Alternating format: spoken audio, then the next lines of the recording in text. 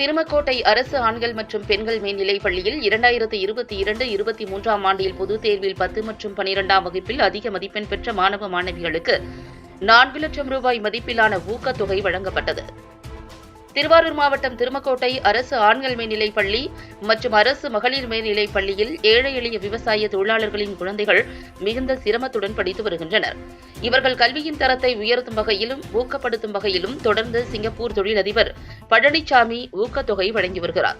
அந்த வகையில் 2022 மற்றும் 2023ஆம் கல்வியாண்டின் பொதுத் தேர்வில் 12ஆம் வகுப்பு, 11ஆம் வகுப்பு மற்றும் 10ஆம் வகுப்பில் சிறப்பிடம் பிடித்த மாணவ மாணவிகளுக்கு சிறப்பு ஊக்கத்தொகையாக முதல் இடத்தை பெற்ற மாணவர்களுக்கு 50,000 ரூபாயும், 2வது இடம் பிடித்த மாணவர்களுக்கு 25,000 ரூபாயும், 3ஆம் இடம் பிடித்த மாணவர்களுக்கு 15,000 ரூபாயும், 10ஆம் வகுப்பில் முதல் இடம் பிடித்த மாணவர்களுக்கு 25,000, 2ஆம் இடம் பிடித்த மாணவர்களுக்கு 15,000, 3ஆம் இடம் பிடித்த மாணவர்களுக்கு 10,000 மற்றும் 11ஆம் வகுப்பு படிக்கும் சிறந்த மாணவர்களுக்கு ஆறுதல் பரிசாக மொத்தம் 60 நபர்களுக்கு ரூபாய் 1,000 என சுமார் 4 லட்சம் ரூபாய் அளவிற்கு சிறப்பு ஊக்கத்தொகையினை திருமக்கோட்டையை பூர்வீகமாக கொண்ட சிங்கப்பூரில் தொழில் நிறுவனங்களை நடத்தி வரும் பழனிசாமி என்பவர் மாணவ மாணவிகளுக்கு சிறப்பு ஊக்கத்தொகையினை வழங்கி பேசினார்.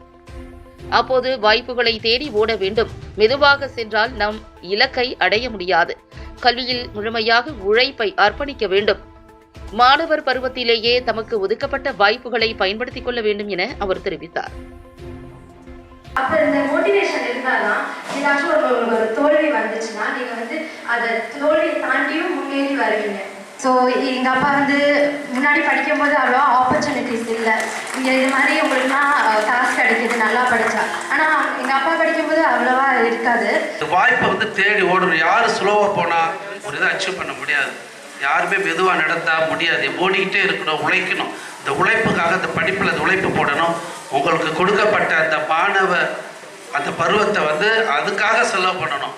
வாய்ப்பினை பெற்று மகிழ்கின்றார்கள்.